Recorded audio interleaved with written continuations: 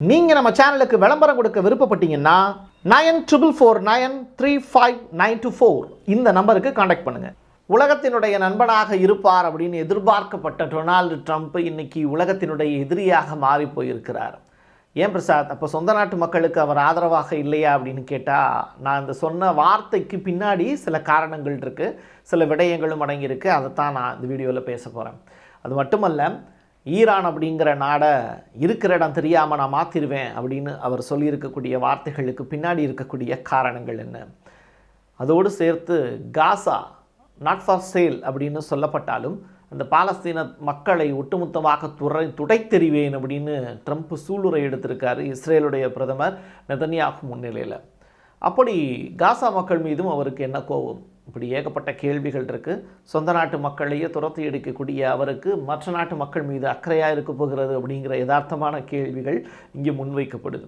டீட்டெயில்டாக பேசலாம், வாங்க பார்க்கலாம் உறவுகளே. இது பிரசாத் சிக்னேச்சர். ஆண்களின் முழு சக்தி, இல்லற வாழ்வின் புத்துணர்ச்சி, 85 வருட அனுபவம் கொண்டு பாரம்பரிய முறைப்படி தயாரிக்கப்பட்ட இந்த மூலிகை பொடி உங்கள் வாழ்வில் மாற்றத்தை ஏற்படுத்தலாம். நரம்பு பலவீனம், நாள்பட்ட சுகர் போன்ற பிரச்சனைகளால் ஆண்களுக்கு ஏற்படும் பலவீனங்களுக்கு பிரத்யேகமாக தயாரிக்கப்பட்டது.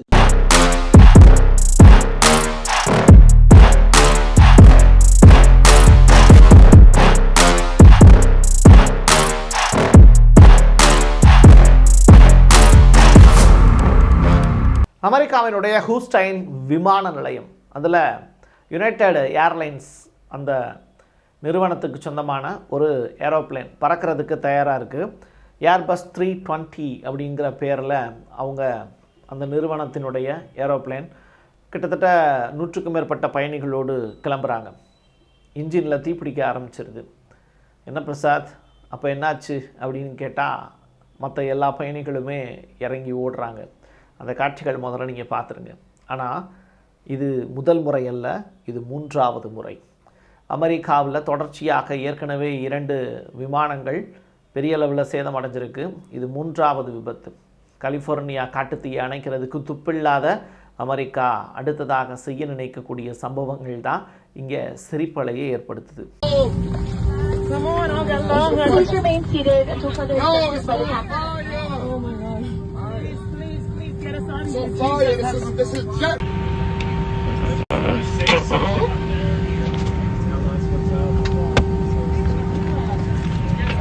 உலகின் பல்வேறு நாடுகளுக்கு அமெரிக்கா நிதி உதவி கொடுக்குது, இல்லைன்னு சொல்லலை.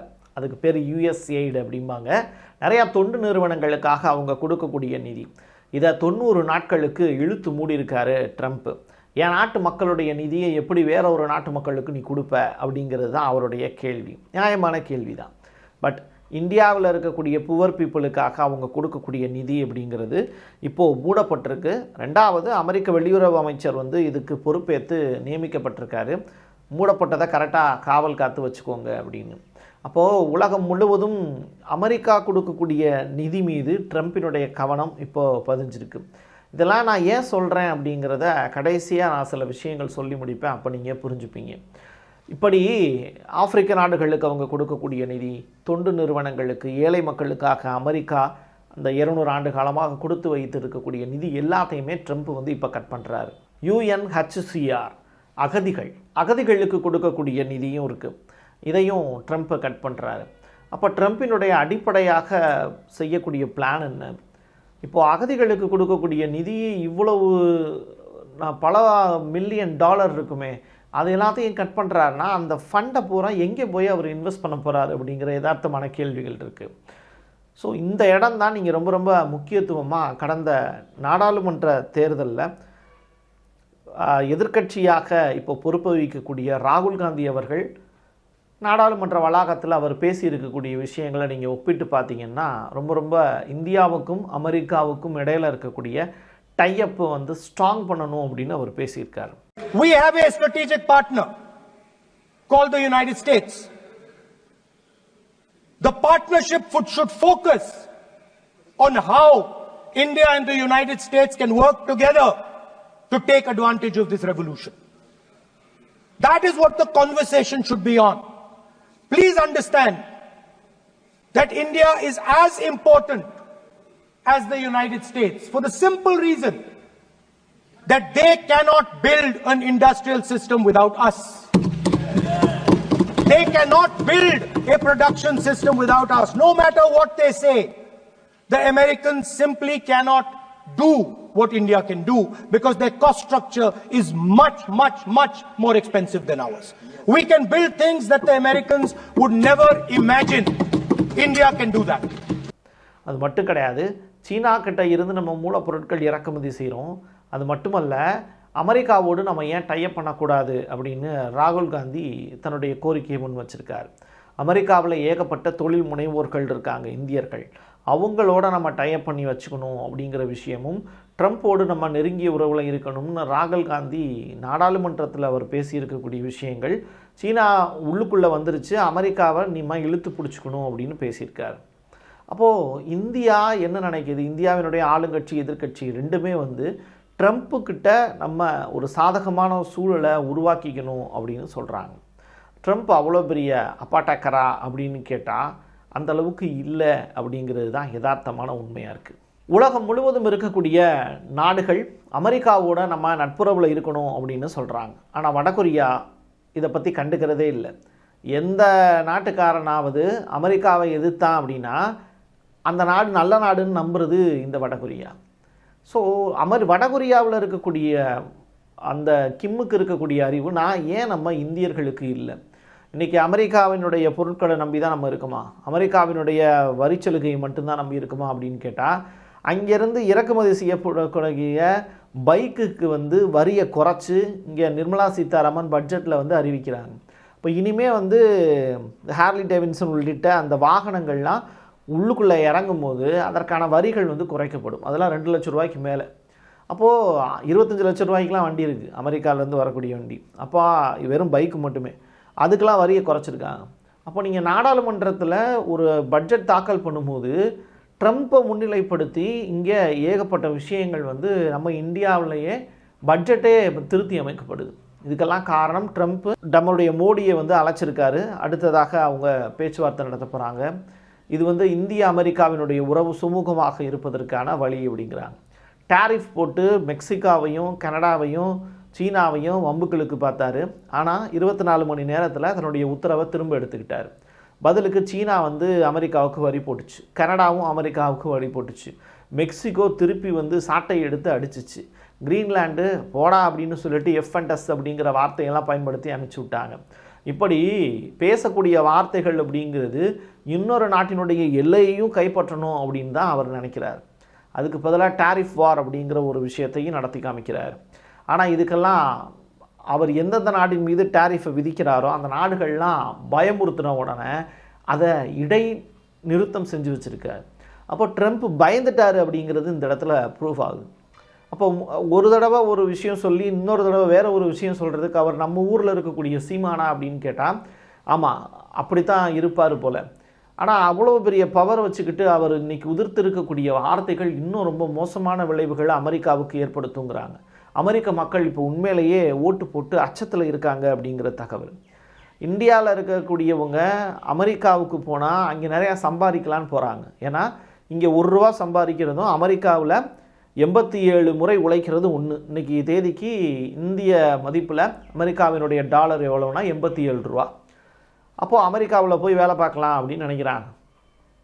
ஆனால் அங்கே இருக்கக்கூடிய 7.5 லட்சம் மக்களை சட்டவிரோதமாக குடிபுகுந்த இந்தியர்களை விரட்டி அடிக்கக்கூடிய வேலையில் முதற்கட்டமாக 200 பேருக்கு மேலே இப்போ ஃப்ளைட் பிடிச்சி அனுப்பிச்சி வச்சுருக்கு அமெரிக்க அரசு. அப்போ இந்தியர்களோடு அவங்க நல்லுறவில் இருக்காங்களா அப்படின்னு கேட்டால் கிடையாது. அப்புறம் ஏன் இந்தியா அமெரிக்காவை பிடிச்சி இழுத்துக்கிட்டு தொங்கிக்கிட்டு இருக்குது அப்படின்னு கேட்டால், இங்கே மோடி அவர்களோட வைத்திருக்கக்கூடிய பாசங்கிறது தொழில் முனைவோரோட, அது மட்டும் இல்லை ராகுல் காந்தி வைத்திருக்கக்கூடிய பாசமும் தொழில் முனைவோரோட. இங்கே யாருமே மக்களோட டையப்பாக இல்லை. ஆனால் ஈரான் மிடில் ஈஸ்ட் பகுதியில் இருக்கக்கூடிய நபர்கள் எல்லாமே மக்களோட டையப்பில் இருக்காங்க.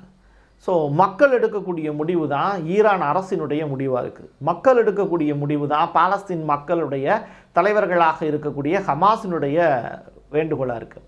இப்போ ஹமாஸ் சைடில் இருந்து சொல்லியிருக்கக்கூடிய விஷயம், ட்ரம்ப்போடு நாங்கள் நேரடியாக பேச்சுவார்த்தைக்கு தயாராக இருக்கிறோம்ங்கிற ஸ்டேட்மெண்ட்டை சொல்லியிருக்காங்க. இது ரொம்ப ரொம்ப ஆரோக்கியமானதாக அவங்க கருதுகிறாங்க. 15 மாத காலமாக நடந்த போரை வந்து நிறுத்தப்பட்டிருக்கு. ஹோஸ்டேஜ் டீல்லாம் நடந்துக்கிட்டு இருக்கு. இப்படிப்பட்ட சூழ்நிலையில் நெதன்யாகு நேரடியாக அங்கே போய் உட்காந்து பேசினதற்கு பிறகு ஒரு ப்ரெஸ் கான்ஃபரன்ஸில் ட்ரம்ப் அறிவிக்கிறாரு, காசா ஸ்ட்ரிப்பில் இருக்கக்கூடிய மக்கள் எல்லாருமே துரத்தி அடிக்கப்படுவாங்க. பாலஸ்தீன் மக்கள் வந்து துரத்தி அடிக்கப்பட்டு அங்கே புதிய வீடுகள் கட்டி கொடுக்கப்படும் அப்படிங்கிற ஸ்டேட்மெண்ட்டை சொல்கிறார். யாருக்கு வீடு கட்டி கொடுக்க போகிற நீ? அங்கே இருக்கக்கூடிய எண்ணெய் வளத்தை திருடுவதற்காக பெரிய அளவில் முயற்சிகள் நடந்துக்கிட்டு இருக்குங்கிறத பல ஆண்டு காலமாக புகார் சொல்லிகிட்டு இருக்காங்க. இப்படிப்பட்ட நேரத்தில் பாலஸ்தீன் நாட் ஃபார் சேல் அப்படிங்கிற வார்த்தைகள்லாம் இப்போ பேசிக்கிட்டு இருக்காங்க. ஸோ இந்த மாதிரியான விஷயங்கள்லாம் இன்றைக்கி பேசுபொருளாக இருக்கக்கூடிய இந்த நேரத்தில் நெதன்யாகுவினுடைய வருகையை மையமாக வச்சு ட்ரம்ப் பேசி இருக்கக்கூடிய வார்த்தைகள் தான் இப்போது கிரிட்டிசிசம் பண்ணப்பட்டுக்கிட்டு இருக்குது. அமெரிக்காவில் இதுவரைக்கும் வேர்ல்டு ஃபுல்லாக 4000க்கும் மேற்பட்ட போராட்டங்கள் 2024 நடந்துச்சு. 2025 தொடக்க காலகட்டத்திலையும் பெரிய அளவிலான போராட்டங்கள் அப்படிங்கிறது பாலஸ்தீன் மக்களுக்கு ஆதரவாக நடந்துக்கிட்டு இருக்கு. இப்படிப்பட்ட நிலையில் ஈரான் அமெரிக்க அதிபராக டொனால்டு ட்ரம்ப் தேர்ந்தெடுக்கப்படுவதற்கு முன்னதாகவே டொனால்டு ட்ரம்ப்பை கொலை செய்வதற்கான பிளான்லாம் வந்து ஈரான் தான் போட்டாங்க அப்படிங்கிற மாதிரியான விஷயங்கள்லாம் பேசுபொருளாக மாறிச்சு. ட்ரம்பினுடைய ஊடகம் ட்ரூத் சோஷியல், அவருடைய மெயில் இதெல்லாம் முடக்கப்பட்டதுக்கு பின்னாடியும் ஈரான் தான் இருக்குங்கிற புகாரும் பலிபாவும் செலுத்தப்பட்டது. ட்ரம்ப் பதவியேற்ற உடனேயே பெஜஸ்கியான் ஈரானுடைய அதிபர் சொல்லியிருந்த விஷயம், நாங்கள் உங்களுடைய நாட்டின் மீதோ உங்கள் நாட்டின் தலைவர்கள் மீதோ எந்த விதமான அட்டாக்கும் நடத்த விரும்பலை அப்படிங்கிறத ஸ்ட்ரெயிட்டாக சொல்லியிருந்தாங்க. நீங்கள் சுமத்தக்கூடிய புகார்களுக்கு நாங்கள் ஆள் இல்லை அப்படிங்கிறத சொல்லியிருந்தாங்க. இப்போ ட்ரம்ப் சொல்லியிருக்கக்கூடிய விஷயம், ஏகப்பட்ட எக்ஸிக்யூட்டிவ் ஆர்டர்ஸில் கையெழுத்து போட்டுக்கிட்டு இருக்கார். அப்படிப்பட்ட நேரத்தில் அவர் சொன்ன வார்த்தை தான் இன்றைக்கி ஈரானை கதிகலங்க வச்சுருக்கு. காரணம் என்னென்னா, கதிகலங்கிட்டாங்களா அப்படின்னு கேட்டால் அணு ஆயுதங்களை தயாரிக்கக்கூடிய JCPOA ஒப்பந்தத்தில் கையெழுத்திட மறுக்கிறாங்க ஈரான். இதை மையப்படுத்தி ட்ரம்ப் பேசியிருக்காரான்னு கேட்டால் அவர் வேற ஒரு வார்த்தை சொல்லியிருக்கார். நான் என்னுடைய துணை அதிபருக்கு உத்தரவிட்டிருக்கிறேன், JD வான்ஸுக்கு, என்னென்னா என்னையை வந்து ஒருவேளை ஈரான் வந்து கொண்டுட்டாங்க அப்படின்னா ஈரான் அப்படிங்கிற நாடு இருக்கக்கூடாது, ஈரான் அப்படிங்கிற ஒரு நாடு மேப்லேயே இருக்கக்கூடாது, ஒட்டுமொத்தமாக அழித்து தூக்கி போட்டுரு அப்படிங்கிற ஒரு விஷயத்தை JD வான்ஸ்ட சொல்லியிருக்கேன் அப்படிங்கிற ஸ்டேட்மெண்ட்டை சொல்கிறாங்க. இது ரொம்ப ரொம்ப ரொம்ப இம்பார்ட்டண்டான ஸ்டேட்மெண்ட்டு. ஒரு ஈரான் அப்படிங்கிற ஒரு நாடு வந்து எவ்வளோ வலிமையான நாடு மிடில் ஈஸ்ட்டில் அப்படின்னு தெரியும். சவுதி அரேபியா அவங்க வந்து சன்னி பிரிவு முஸ்லீம்கள், ஷியா பிரிவு முஸ்லீம்கள் ஈரானில் இருக்கிறவங்க, சிரியாவிலையும் ஈரானுக்கு ஆதரவு சில இடங்களில் இருக்குது. இப்படி ஹவுதிகளும் ஈரானுக்கு ஆதரவாக தான் இருக்காங்க. இப்படி பல்வேறு நிலப்பகுதிகளை வந்து ஈரான் வந்து தன்வசப்படுத்தியிருக்கு தன்னுடைய கட்டுப்பாட்டில். லெபனான்லேயும் ஹிஸ்புல்லா வந்து முழுக்க ஈரானுடைய கட்டுப்பாட்டில் தான் இருக்காங்க. இப்படிப்பட்ட நபர்கள் எல்லாத்தையும் சேர்த்து வச்சு ஆளுமைக்கு கீழே ஒரு இஸ்லாமிக் ரெவல்யூஷன் அப்படின்னு சொல்லிட்டு 1970க்கு பிறகு வந்து ஒரு பெரிய மாற்றத்தை வந்து மிடில் ஈஸ்ட்டில் ஏற்படுத்தினவங்க தான் ஈரான். அதனுடைய தலைவராக இருக்கக்கூடிய கமினி அவர்கள் ட்ரம்பினுடைய இந்த எச்சரிக்கை, இதுக்கு என்ன பதில் சொல்ல போகிறார் அப்படிங்கிற பெருத்த எதிர்பார்ப்பு இருக்குது. ஆனால் ட்ரம்ப்பை பார்த்து நம்ம இங்கே மற்ற நாடுகள்லாம் சொல்லக்கூடிய விஷயம், உங்களுடைய நாட்டில் இருக்கக்கூடிய பிரச்சனைகளையும் உங்களால் தீர்க்க முடியல, நீங்கள் இன்னொரு நாட்டினுடைய எல்லைகளை பிடிப்பது அப்படிங்கிறது ஏற்புடையதல்ல அப்படிங்கிறத பலமுறை சொல்லிட்டாங்க. இது சீனாவிலேருந்து ரஷ்யாவினுடைய மிக முக்கியமான RIA அப்படின்னு சொல்லப்படக்கூடிய அந்த நியூஸ் ஏஜென்சி என்ன சொல்லியிருக்காங்கன்னா, ஹமாஸினுடைய பொலிட் பியூரோ வந்து மௌசா அபு மர்ஹூம் அப்படின்னு சொல்லப்படக்கூடியவர் நேரடியாக ட்ரம்ப்போட பேச்சுவார்த்தைக்கு நடத்துறதுக்கு தயாராக இருக்காருங்கிற ஸ்டேட்மெண்ட்லாம் சொல்லியிருக்காங்க. இப்படி உலகமே அமைதியை விரும்பக்கூடிய இந்த நேரத்தில் ட்ரம்ப் மட்டும் வித்தியாசமாக ஒரு ஸ்டேட்மெண்ட்டை சொல்லியிருக்காரு. இதற்கு எதிர்வினை நிச்சயமாக ஈரான் சைட்லேருந்து இருக்கும். ஹமாஸ் முழுவதுமாக இப்போது அமெரிக்காவோட நட்புறவில் இருந்து எப்படியாவது பாலஸ்தீன் அப்படிங்கிற ஒரு நாட்டை உருவாக்கிடணும்னு நினைக்கிறாங்க. இப்படிப்பட்ட நேரத்தில் இவ்வளவு பெரிய ஒரு குண்டை தூக்கி போடுறாரு ட்ரம்ப்பு. இது ஒரு வார்த்தை போராக இருக்குமா, இல்லை அடுத்த கட்டமாக இது செயல்முறைக்கு வந்து ஈரானுக்கும் அமெரிக்காவுக்குமான பெரிய போருக்கான அத்தியாயமாக இருக்குமா, இல்லை ஈரான் வந்து இந்த வார்த்தையை மையப்படுத்தி இஸ்ரேலை தாக்குவதற்கான வாய்ப்பு இருக்கா? இப்படி ஏகப்பட்ட கேள்விகள் இருக்குது. இந்த கேள்விகளுக்கான பதில் அடுத்தடுத்து ஈரான் ஆற்றக்கூடிய எதிர்வினையை பொறுத்து இருக்கும். என் கையெழுத்து என் மக்களுக்கான உறவுகளை மீண்டும் ஒரு பதிவில் சந்திக்கலாம். நன்றி, வணக்கம். நீங்கள் நம்ம சேனலுக்கு விளம்பரம் கொடுக்க விருப்பப்பட்டீங்கன்னா 9449359524 இந்த நம்பருக்கு கான்டாக்ட் பண்ணுங்கள்.